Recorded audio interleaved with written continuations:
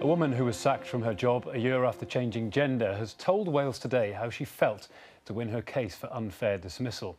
Sophie Morris was born Gareth, but at 38 took the decision to become a woman. In a rare step for a case of this kind, she took her former employer to an employment tribunal. Research carried out for the Home Office shows that there are currently around 10,000 people in the UK who've sought medical help to change gender, and that number is increasing by 15% each year. Nicholas Smith reports. Sophie Morris lost her job exactly a year after telling her employers at this car parts firm in Resolven that she didn't want to live as Gareth anymore.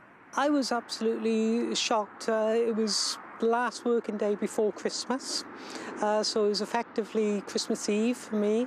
The company had blamed an irretrievable breakdown in the working relationship, but Sophie believed it was because of her gender change. So she did something few transgender people have the courage to do. She took them to a tribunal and won. The tribunal said there was no doubt her colleagues were shocked, and most wanted the old Gareth back. So I actually got the verdict in the tribunal here in that I won unfair dismissal, sex discrimination and unlawful harassment. It was a turning point in Sophie's life, a life she's decided to speak out about.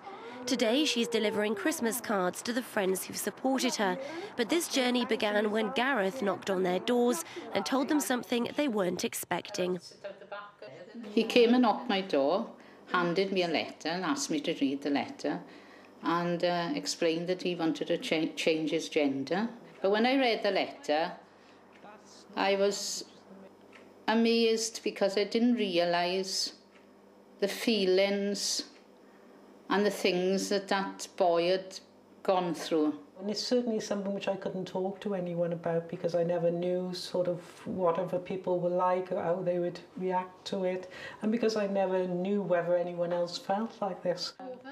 Sophie had struggled with those feelings since growing up as a little boy, and even took up sports like Thai boxing, hoping it might get rid of some of those emotions. But moving to Glynneath and meeting people like Pam helped Gareth to find the confidence to make the most important step of his life. I kind of planned it out for about 12 months prior to actually transitioning, which is changing from Gareth to Sophie.